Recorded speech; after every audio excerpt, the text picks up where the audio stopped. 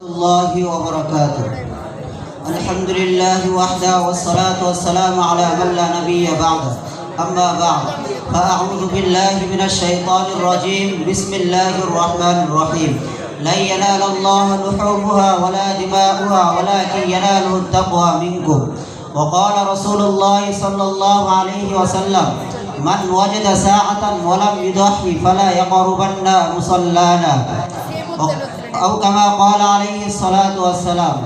দিনী বিদ্যাপীঠ জামিয়া আরবিয়া দারুল উলুম কাওমা মাদ্রাসার সুবহ সাদিক ছাত্র কাফেলা কর্তৃক আয়োজিত ঈদ আনন্দ ও পুরস্কার বিতরণী অনুষ্ঠানের সম্মানিত সভাপতি ও বিজ্ঞ বিচারক মণ্ডলী এবং সুদক্ষ পরিচালক, আমার সামনে উপস্থিত বাংলার বিভিন্ন দূর দূরান্ত থেকে আগত এক জাক ইলম পিপাসিত ছাত্র ভাইয়েরা, সকলকে জানাই আমার পক্ষ থেকে আন্তরিক শুভেচ্ছা ও মুবারকবাদ।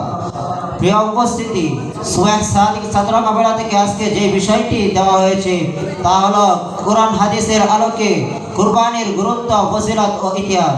উক্ত বিষয়কে সামনে রেখে কিঞ্চিত পরিমাণ আলোকপাত করার চেষ্টা করব। ওমা তৌফিকা ইল্লা বিল্লাহ। প্রিয় উপস্থিতি, কুরবানি এক মহান ইবাদত।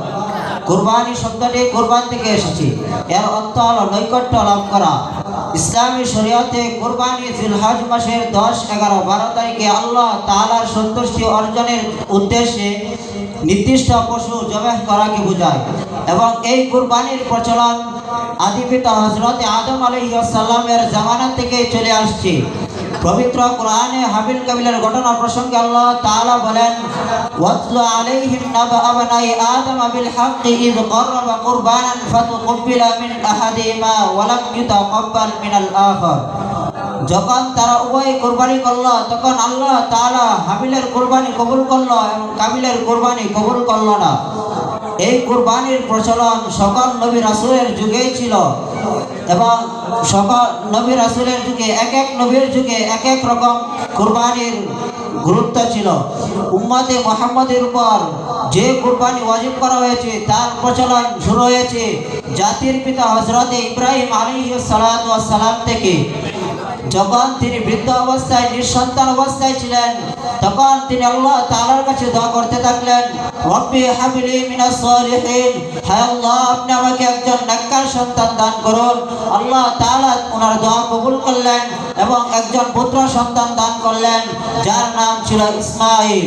ইসমাঈল আলাইহিস সালাম যখন 13 বছর বয়সে উপনীত হলো তখন আল্লাহ তাআলা ইব্রাহিম আলাইহিস সালামকে পরীক্ষা করতে চাইলেন যে তিনি নিজের পুত্রকে বেশি ভালোবাসেন নাকি আল্লাহ তাআলাকে বেশি ভালোবাসেন। তাই আল্লাহ তাআলা ওনাকে স্বপ্ন যুগে দেখালেন যে তুমি তোমার প্রিয় বস্তুকে আমার রাস্তায় কুরবানি করো। তারপর তিনি 10টি উট কুরবানি করল। তারপর পুনরায় তিনাকে একই স্বপ্নে দেখানো হলো। তারপর তিনি আবার 100টি উট কুরবানি করল। তারপর তিনাকে একই স্বপ্নে দেখানো হলো। তারপর তিনি ভাবতে লাগলেন, এই মুহূর্তে তো আমার কাছে আমার প্রিয় সন্তান ইসমাঈলের চেয়ে গুরুত্ব কোনো প্রিয় বস্তু কোনো নেই। তখন তিনি নিজের সন্তানকে বললেন, হে বর্ষ, আমি স্বপ্ন দেখেছি আমি তোমাকে কুরবানি করতেছি। তখন সন্তান বললেন, হে বাবা, আপনাকে যা আদেশ করা হয়েছে আপনি তা পালন করুন, আপনি আমাকে ধৈর্যশীলদের সাথে পাবেন। যখন পুত্র রাজি হয়ে গেল তখন আল্লাহ ইব্রাহিম আলাইহিস সালাম সন্তানকে নিয়ে মিনার প্রান্তরে চলে গেলেন এবং যখন সন্তানের গলায় ছুরি চালালেন তখন তিনি দেখতে লাগলেন যে সন্তানের পরিবর্তে একটি দুম্বা কুরবানি হয়ে গেল। এই ঘটনাকে লক্ষ্য করে বিশ্ব মুসলিম প্রতি বছর আল্লাহ তাআলার সন্তুষ্টি অর্জনের উদ্দেশ্যে এই দিবসটিকে ঈদুল আযহা নামে পালন করে থাকি। নবী করিম সাল্লাল্লাহু আলাইহি সাল্লামকে লক্ষ্য করে আল্লাহ তাআলা বলেন, ইন্না আ'তাইনাকাল কাউসার ফাসাল্লি লিরাব্বিকা ওয়ানহার। হে নবী, আমি আপনাকে হাউজা কাউসার দান করেছি, আপনি তার শুকরিয়া স্বরূপ নামাজ পড়ুন এবং কুরবানি করুন। ওয়া আখিরি দাওয়ানা আলহামদুলিল্লাহি রাব্বিল আলামিন।